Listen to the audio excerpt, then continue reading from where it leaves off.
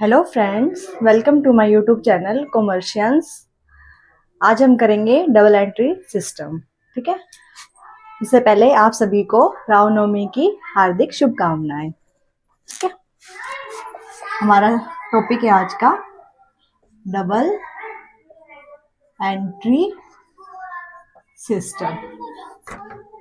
Double entry system क्या होता है कि जहां भी कोई भी ट्रांजैक्शन है, कोई बिजनेस में हमारा कोई बिजनेस है, उसमें कोई भी ट्रांजैक्शन है, उसको वो दो अकाउंट्स को अफेक्ट करे, दो अकाउंट को इफेक्ट कर रही है, तो वो कौन से सिस्टम के अंडर आएगी? वो डबल एंट्री सिस्टम। मतलब इसका सिस्टम का मतलब ही क्या है, जहां कोई भी ट्रांजैक्शन है वो दो अकाउंट्स को इफेक्ट कर रही है, तो वो क्या होगा? Double entry system. ठीक है। इसके कुछ कैरेक्टरिस्टिक्स है।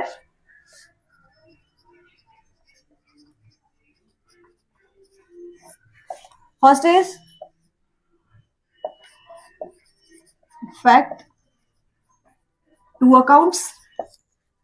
Second is personal और impersonal. पर्सनल कौन सा होता है अकाउंट? जो किसी पर्सन, इंस्टीट्यूट हो गया, उन सब से रिलेटेड है, वो क्या हो गया? पर्सनल। इम्पर्सनल जो इनसे अलग है, लाइक रियल और नॉमिनल एक्सपेंसेस से रिलेटेड है, फर्नीचर हमारी एसेट से रिलेटेड है, वो सब क्या आएंगे? इम्पर्सनल है, क्योंकि उसमें कोई कोई पर्सन उसमें इंडिकेट नहीं हो रहा है हमारे में। ठीक है। पर्सन और इम्पर्सन दोनों पॉइंट्स को कंसिडर करती है। Next is a set of rules. इसके लिए क्या होता है कि डिफाइंड सेट ऑफ रूल्स होता है, उसके अकॉर्डिंग ही हम अपनी जो है ट्रांजैक्शंस की एंट्री करते हैं। अब इसमें हम ये नहीं कह सकते कि लाइक राहुल है, उसने कुछ गुड्स परचेज की हैं, तो उसके प्लेस पे हम रोहन की एंट्री कर देंगे कि इसने परचेज की है। किसी दूसरे पर्सन का अकाउंट को हम डेबिट या क्रेडिट नहीं करेंगे। सेट ऑफ रूल्स है कि कौन सा अकाउंट डेबिट होगा, कौन सा डेबिट होगा, कौन सी ट्रांजैक्शन में होगा, वो सब प्री डिफाइंड है। उसके अकॉर्डिंग ही हम, सेट ऑफ रूल्स के अकॉर्डिंग ही हम अपनी ट्रांजैक्शन की एंट्री करते हैं। सेट ऑफ अलग अलग, जैसे कि अकाउंट्स हैं, जैसे पर्सनल है, रियल है, आगे पढ़ेंगे अभी हम, तो उनके अलग अलग रूल्स हैं एंट्री करने के। ठीक है। Last is balance.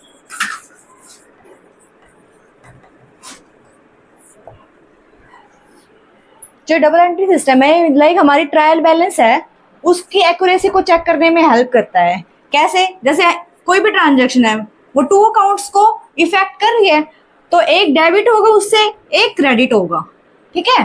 डेबिट होगा, उससे हम डेबिट साइड का बैलेंस, और जो क्रेडिट अमाउंट होगी उससे हम क्रेडिट। तो हम ये चेक कर सकते हैं कि डेबिट और क्रेडिट हमारे दोनों साइड वो इक्वल है कि नहीं है, तो वो इसको चेकआउट करने में भी हेल्पफुल है हमारा डबल एंट्री सिस्टम। करेंगे टू पार्ट्स में डिवाइड होते हैं। फर्स्ट इज पर्सनल और second impersonal account. Personal account आगे थ्री पार्ट्स में डिवाइड होते हैं: नेचुरल पर्सनल, आर्टिफिशियल और रिप्रेजेंटेटिव। क्लियर?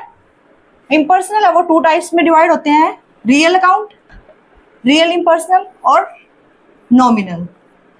रियल आगे जाके टू पार्ट्स में फिर डिवाइड होते हैं: टेंजिबल और इनटेंजिबल। क्लियर? अब हम इनको डिटेल में। Personal account. पर्सनल अकाउंट क्या होते हैं? जो किसी भी पर्सन, इंस्टीट्यूट से रिलेटेड होते हैं, वो किस में आएंगे? पर्सनल अकाउंट में। नेचुरल पर्सन में क्या होगा? जो ओनली ह्यूमन बीइंग से रिलेटेड होंगे। ठीक है। Next is artificial.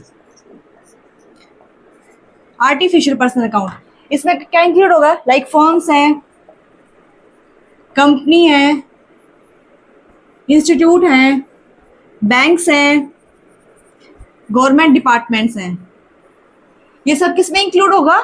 आर्टिफिशियल में। क्यों?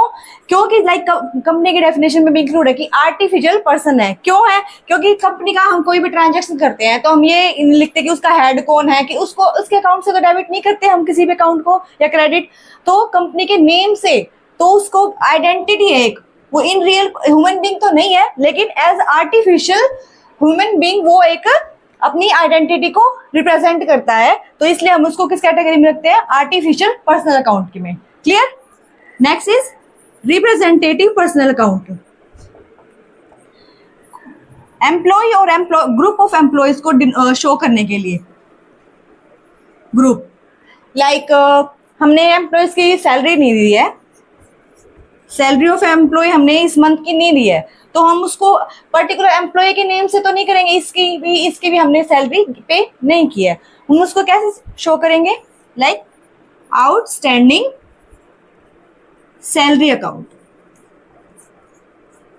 एक हेड के अंडर हम उन सब एम्प्लॉयज की सैलरी को रख देंगे, तो वो किसको रिप्रेजेंट करेगा, उन सभी एम्प्लॉयज को रिप्रेजेंट करेगा जिनकी अभी हमने सैलरी। अकाउंट, रियल अकाउंट क्या आता है, जो भी हम मनी और मनी फॉर्म में जिन चीजों को मेजर कर सकते हैं, जो भी थिंग्स हैं, थिंग्स क्या हो सकती है, एसेट्स हैं, हमने गुड्स खरीदी हैं, वो सब किस में आएंगी, रियल अकाउंट में। क्यों, क्योंकि वो पर्टिकुलर पर्सन तो है नहीं, अभी थिंग्स हैं, तो हम उनको मनी में मेजर कर सकते हैं, तो वो किस अकाउंट के हेड के अंदर आएंगे, रियल अकाउंट के। अब इनको हम 2 पार्ट्स पे डिवाइड करते हैं, लाइक टेंजिबल और इनटेंजिबल।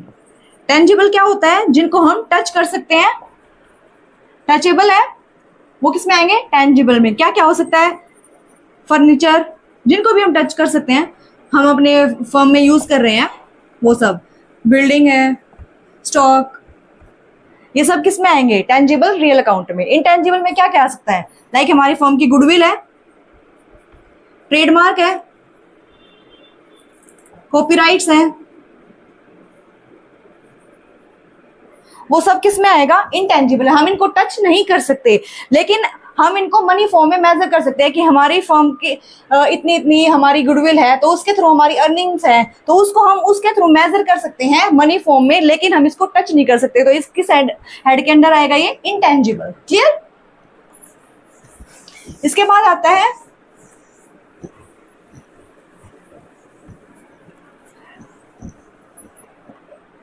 पहले इनकम रूल कर लेते हैं एक बार, पर्सनल अकाउंट का भी रह गया। एक पर्सनल अकाउंट का क्या रूल है, debit the receiver and credit the giver.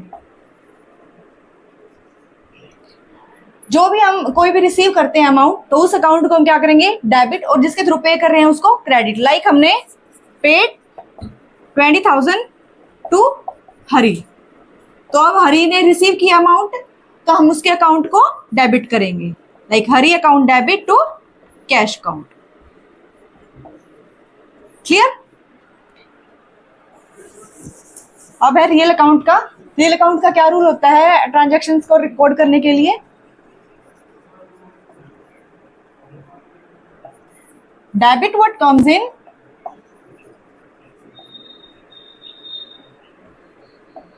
Credit what goes out.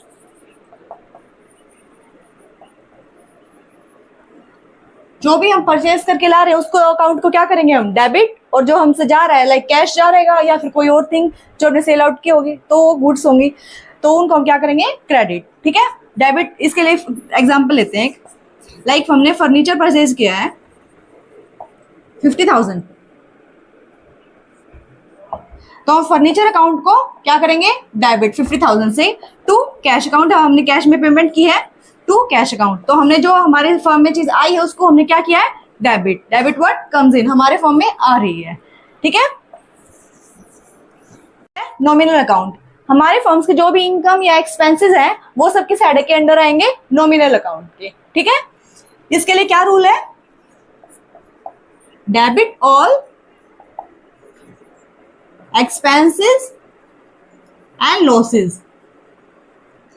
credit all incomes and gains। जो भी हमारे एक्सपेंसेस हो गए उनको हम क्या करेंगे, डेबिट, और इनकम्स को हम क्रेडिट।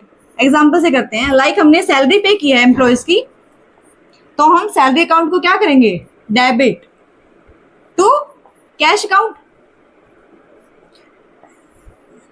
एक्सपेंस है हमारे लिए सैलरी पे करना एक तरह से, तो हम क्या करेंगे उसको डेबिट, या रेंट कर लो, रेंट हमने पे किया है तो उस अकाउंट को क्या करेंगे हम, debit account to cash account, rent account to cash account, इसको हम डेबिट करेंगे। इनकम का भी कर लेते हैं एक एग्जांपल। लाइक हमने कमीशन रिसीव हुआ है तो हम कमीशन अकाउंट को क्या करेंगे, क्रेडिट, कैश अकाउंट को डेबिट करेंगे टू कमीशन अकाउंट। क्लियर? हमने इसमें कमीशन अकाउंट को क्रेडिट क्यों किया, क्योंकि हमारे रिसीव हुआ है, हमारे पास इनकम आई है, तो इसलिए क्रेडिट क्या है, इनकम करना है, इनकम को हमें क्रेडिट करना है, इसलिए हमने कमीशन को यहाँ पे क्रेडिट किया है। ठीक है। अगर हम नॉमिनल अकाउंट के आगे कोई भी वर्ड लगा देते हैं, कोई भी सफिक्स या प्रीफिक्स, तो वो क्या हो जाता है, किस में कन्वर्ट हो जाता है, पर्सनल अकाउंट में। लाइक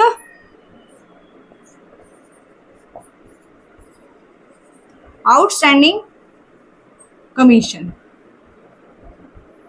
अब हमने कमीशन को, ओनली कमीशन हमारे लिए क्या हो सकता है, एक्सपेंस भी और इनकम भी, पे किया है तो एक्सपेंस और रिसीव हुआ तो हमारे लिए इनकम हो सकता है। इसके आगे हमने आउटस्टैंडिंग लगा दिया तो ये मतलब हमें अभी तक रिसीव नहीं हुआ है, किसको रिप्रेजेंट करेगा, ये रिप्रेजेंट, कितना अमाउंट आउटस्टैंडिंग है उसको रिप्रेजेंट कर रहा है, तो किस में कन्वर्ट हो गया, रिप्रेजेंटेटिव पर्सनल अकाउंट में।